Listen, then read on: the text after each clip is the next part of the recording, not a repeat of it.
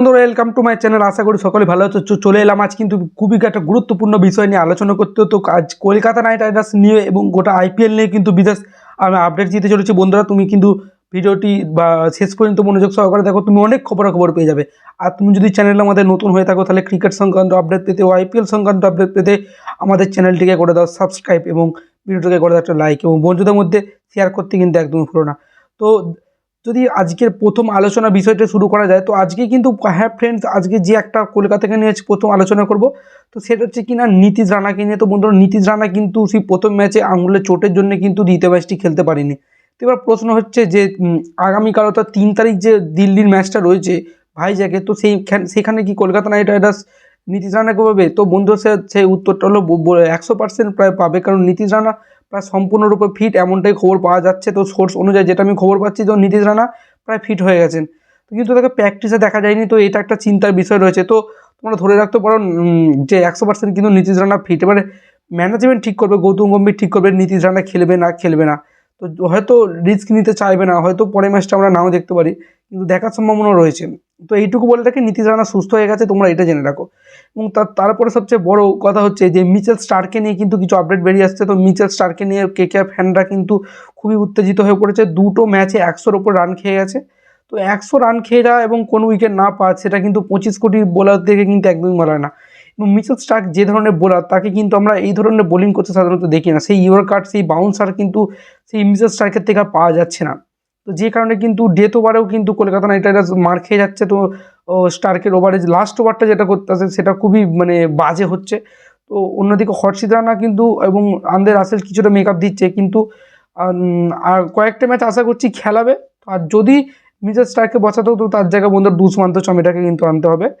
তো এটা একটা অপশান রয়েছে, কিন্তু মিচেল স্টার্কের উপরই ভরসা করবে আমার পূর্ণ বিশ্বাস রয়েছে। গৌতম গম্ভীরের ওপরে তো আমরা দেখেছি যে তিনি কি কোন প্লেয়ারকে ফর্মে না থাকলেও তিনি কীভাবে ফিরিয়ে আনতে জানেন।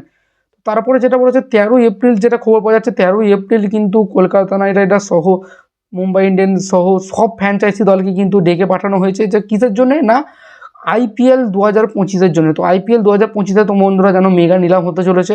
তো সেখানে কতজন প্লেয়ারকে ধরে রাখা যাবে? তো এবারে Kolkata night Riders Pat Cummins যেভাবে টাকা নিয়েছে, 25 কোটি প্লেয়ার রয়েছে, তাদের মধ্যে একটা চাপ রয়েছে এবং ফ্যানদের মধ্যেও একটা প্রচুর চাপ রয়েছে যে এত টাকা দিয়ে কেন নিল কলকাতা। তো এবার সেই টাকা পয়সা নিয়েও কিন্তু শোনা যাচ্ছে যে আলোচনা হতে পারে যে একটা নির্দিষ্ট অ্যামাউন্ট ফিক্সড করা থাকবে, 18 কোটি কি 20 কোটি, এর বেশি কিন্তু যাওয়া যাবে না, এরকম একটা আলোচনা হতে চলেছে। তো যেটা সূত্র মারফত খবর পাওয়া যাচ্ছে। তো এটা একটা খুবই ভালো বিষয় যে নাহলে একটা প্লেয়ার 25-30 কোটি যদি নিয়ে চলে যায়, তো সেটা কিন্তু একটা কেমনই দেখায়, সে যতই ভালো খেলুক না কেন।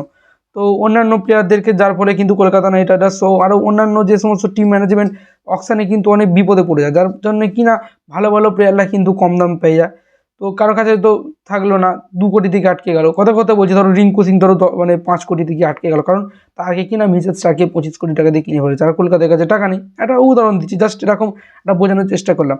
তো তোমাদের কি মনে হয় যে একটা নির্দিষ্ট অ্যামাউন্ট কি ফিক্সড করা দরকার, নাকি যেমন যত টাকা উঠছে তত টাকাই দেওয়া দরকার? এবং যেটা খবর পাওয়া যাচ্ছে যে আমরা আগে জানতাম যে মেগা নিলামে মোট 4 জনকে ধরে রাখার নিয়ম রয়েছে, তো সেটা কিন্তু 8 জনকে করার কথা পরিকল্পনা ভাবছে আইপিএল এবং ফ্র্যাঞ্চাইজি টিমগুলো। অনেক টিম মেসেজ করেছে বা চিঠি পাঠিয়েছে বিসিসিআইয়ের কাছে। তো পরবর্তী যাতে 4 জনের বদলে 8 জনকে ধরে রাখা যায়। তো তোমাদের কি মতামত, 4 জন না 8 জন? তো আমার তো মনে হয় 4 জনকে ধরে রাখা ভালো হবে, তবেই কিন্তু খেলাটা জমবে। কারণ ধরো যে 8টা প্লেয়ার যারা আইপিএল কাঁপায় একটা টিমের হয়ে, তারা যদি একই টিমে থাকে সেখানে কিন্তু সমস্যা দেখা যেতে পারে, কারণ অন্য টিম না খেললে তারা সেই শক্তিশালীটাই রয়ে গেল। তো তোমাদের কি মতামত, তোমরা কমেন্টে জানাতে একদম ভুলো না। তো দেখা হচ্ছে অন্য কোনো পরবর্তী ভিডিওতে। তো আইপিএল সংক্রান্ত সমস্ত খবর পেতে আমার চ্যানেলটিকে করে দাও সাবস্ক্রাইব এবং চ্যানেলে নতুন অবশ্যই সাবস্ক্রাইব করে দেবো, ভিডিওটিকে ভালো লাইক করে দেবো, বন্ধুদের মাধ্যমে শেয়ার করে দেবো এবং আইপিএল সংক্রান্ত সমস্ত খবর পেতে সবার আগে আমার চ্যানেলে ফলো রাখো। তো আজ ভিডিওটি এই পর্যন্তই। বাই বাই, দেখা হচ্ছে অন্য কোনো পরবর্তী ভিডিওতে। তুমি সুস্থ থেকো, ভালো থেকো, জয় হিন্দ।